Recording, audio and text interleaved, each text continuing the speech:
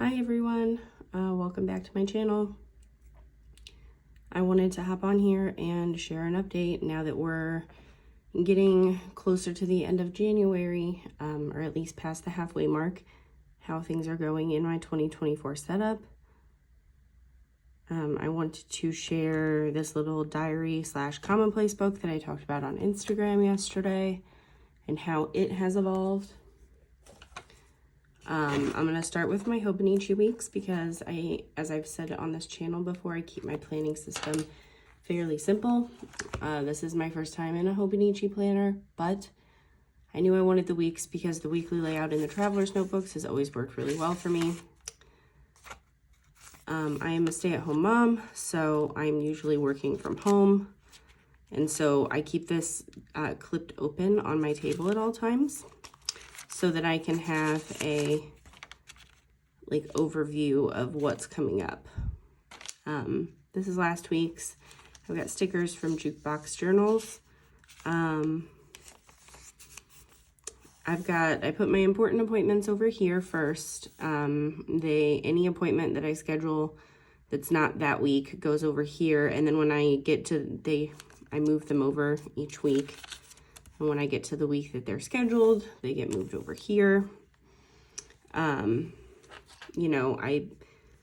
It's not super organized, but it's the best way with the ADHD and just making sure I don't forget anything.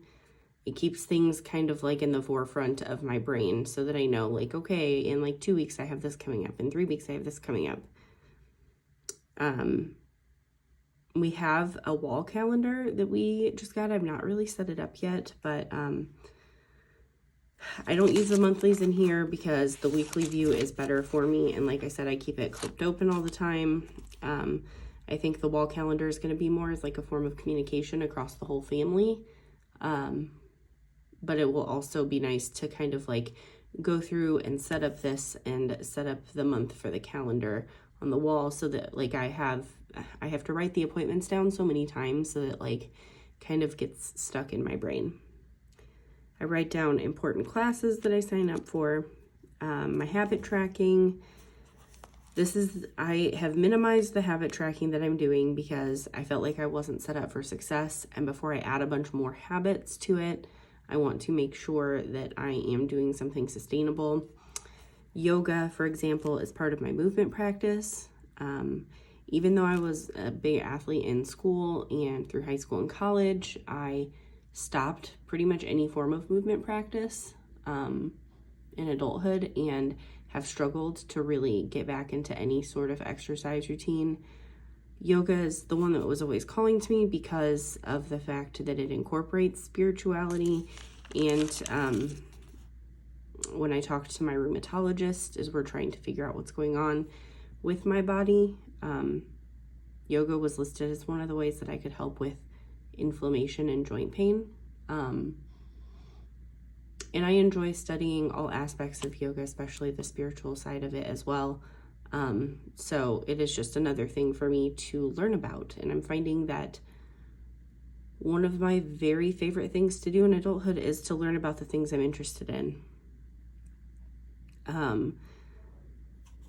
And then I have my daily budget habit tracking. I just hop in, I check our budget against what's coming out of our accounts and make sure everything's lined up. My cards is my tarot card practice. I was doing every other day. I'm going to be back into a daily practice right now because I am trying to deepen that practice. I'm reading the new book by Rachel Pollack, A Walk Through the Forest of Souls. She's the author of 78 something of wisdom. Oh wow, my brain just totally stopped working. But Megan and the Moon in Art for a Spell, they are offering their they uploaded their tarot course, Tapping into Tarot, as something that the members could participate in, and it is based on intuitive tarot, which I feel like my method, especially with the oracle art aspect of it, my method is rather intuitive, but I would like to continue to deepen my practice and make it more dynamic. So I'm going to go through that course, and I'm going to talk about it a little bit in my other journal I have here. So my 2 duties, like house duties that have to get done every day, is dishes and laundry. I don't have to have a completely clean kitchen. I don't have to do all the laundry. I just have to do 1 load of dishes, 1 load of laundry. These are the things that, like, the kitchen can't be used if that doesn't get done, basically. We have a small kitchen. It's not very open concept. There's not a lot of counter space. So that's kind of what I came up for myself as, like, you know, if especially low energy days, like I can still load the dishwasher most of the time, you know. Morning pages, that's MP. I do that almost every day. Like I miss Wednesday because that was the day that I was inspired to make my zine that is for free on my Substack right now. And then my 100-day project, 100 days of collage in my Moleskine Expanded. I have a Pocket Journal Pam sticker. I have a little illustration of my iced coffee from this morning. Every Sunday I sit down and I fill out the next week so that I am prepared for it. I don't really use the pages in the back except to keep track of addresses of like family and people that I send cards to, like Christmas cards. So I'm not really going to share that part of it. Oh, I do want to share kind of what I have tucked in the back here. I have a St. Michael the Archangel card for protection. An Our Lady of Lourdes prayer card. As you know, I work with Mother Mary in various ways. And like as a, I guess from a lens of like mysticism. These are the Stology, is that how you say it? Dot stickers. I actually got these a long time ago for commonplacing, and then I've kind of been holding off, like trying to figure out the perfect way to use them, and I'll talk about that here in a few minutes. So this stays clipped open to the current week on my table. Like I have my budget book, my morning pages book on top of that, and then this clipped open on top of it so that I can always see it even if I'm just like walking by. And I found that that is like the best way to make sure that nothing goes forgotten, nothing goes ignored. It helps me stay on top of things. And then I do have like a pen and gear notebook where I keep like certain things written down. I have like art for a spell things written down in there, and like other ideas I have. I don't know, like that's just like random jumble of notes. So this is my Midori A6 notebook. I posted about it yesterday. Excuse me, I'm getting over a sinus infection, so if I sound a little bleh, that's why. The weather's not helping. So this is the jelly cover planner that I've had for my A6 sizes. It's a Midori because my Hobonichi plain notebook got lost in the mail. In the back part here, this is some pages from a pen and gear notebook from a poetry collective that I was in. This is a little insert from Pocket Journal Pam, and then I have a copy of my Iridescent Exploration zine because I am going to be working through some of the prompts this weekend to share, probably on my Substack. I'll share that there.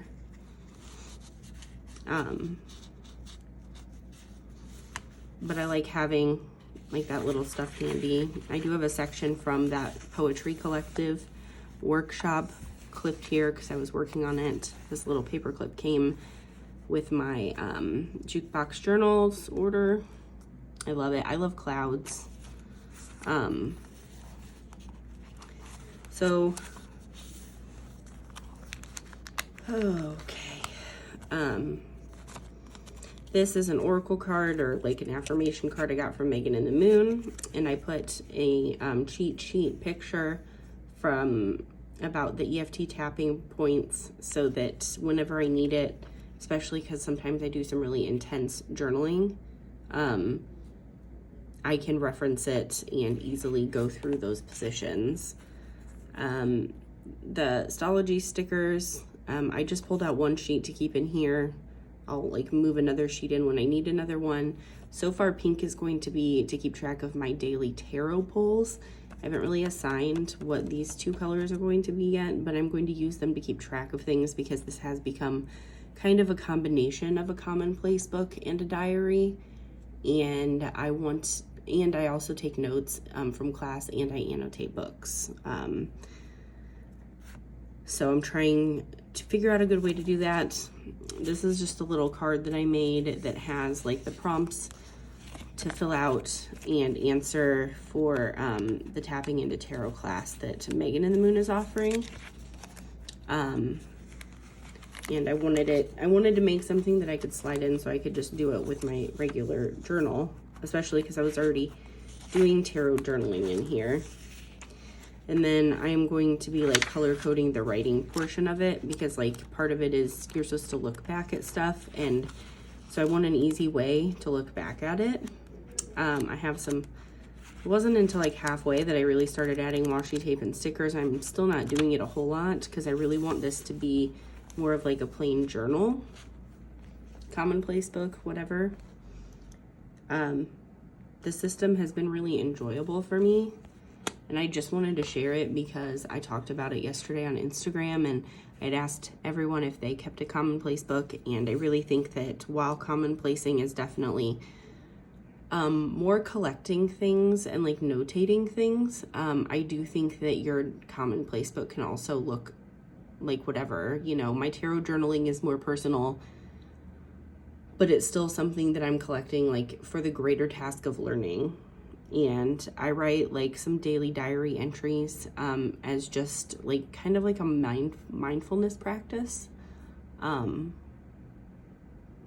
And engaging in this journal in this way has really helped me like want to write more. So I am still collaging and creating, but I talked in my Instagram yesterday about how I wasn't really inspired to share some of that on Instagram.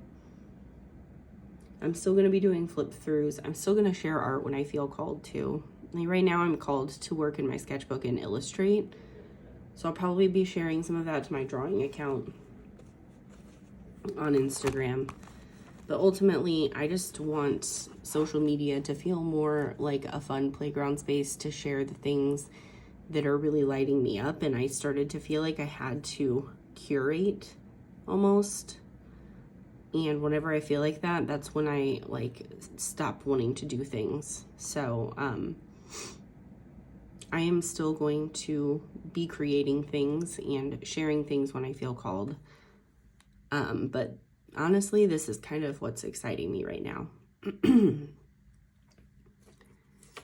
I will leave links below, my affiliate link for Art for a Spell below. I will leave the link to my Substack so that you guys can check out and download that free zine, Iridescent Explorations, if you want to. And yeah, tell me what you do for note-taking. Do you keep a commonplace book?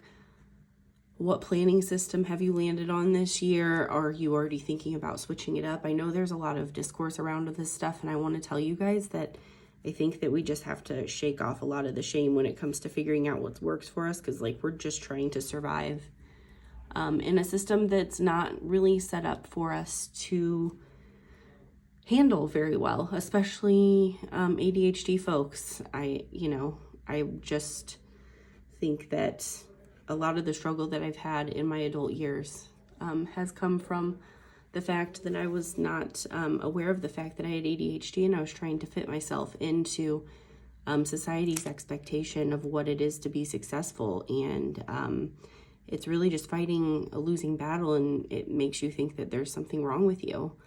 And I wanted to let you know that there is nothing wrong with you. All of us are awesome. And I guess that's all I really have to say about it. I hope you guys stay warm. We got some snow and another Arctic blast coming through the Midwest, so I am going to go have a cozy day at home. Okay, have a good weekend. Bye.